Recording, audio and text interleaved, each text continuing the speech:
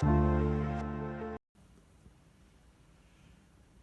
session du débat d'orientation budgétaire 2022 vient de se terminer. Ce débat, vous le savez, précède l'adoption du budget à proprement parler et permet de définir, de dessiner les orientations, les priorités des actions et des projets que nous souhaitons porter sur l'exercice. C'est les réflexions et les échanges qui ont eu lieu ce matin s'articule autour de trois axes pour ce qui concerne la majorité départementale. D'abord la solidarité envers les Lot-et-Garonnais de toutes les générations, solidarité aussi envers les territoires du département. Il peut s'agir évidemment de développer ces territoires, de permettre l'accès aux services publics, de porter des politiques évidemment utiles en matière d'éducation, en matière de logement, en matière de mobilité. Donc ces échanges ont été intéressants et il y a eu des apports et des réflexions qui permettront d'enrichir la réflexion qui va courir maintenant pendant quelques semaines jusqu'à l'adoption du futur budget.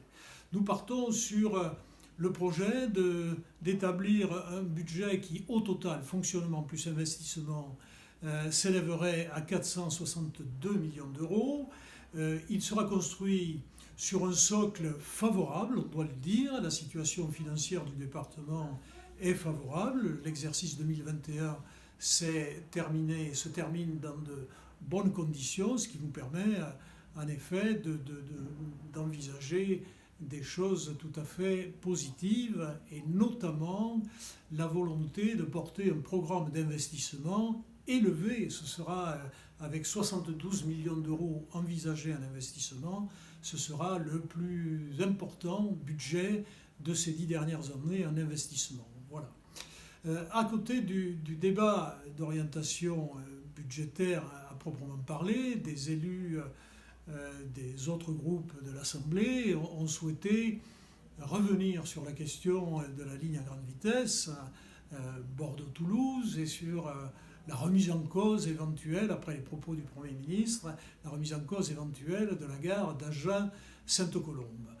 Ce fut l'occasion pour nous de réaffirmer que d'une part, le Lot-et-Garonne a contribué et contribue et contribuera à la réalisation de cette ligne LGV. Je rappelle que le Conseil général, devenu Conseil départemental, a déjà financé 35 millions d'euros, que les contributions des autres collectivités et des Lot-et-Garonnais eux-mêmes porteront une contribution globale à plus de 90 millions d'euros. Donc on ne peut pas laisser dire que les Lot-et-Garonnais ne contribuent pas à la réalisation de ce projet de ligne à grande vitesse entre Bordeaux et Toulouse.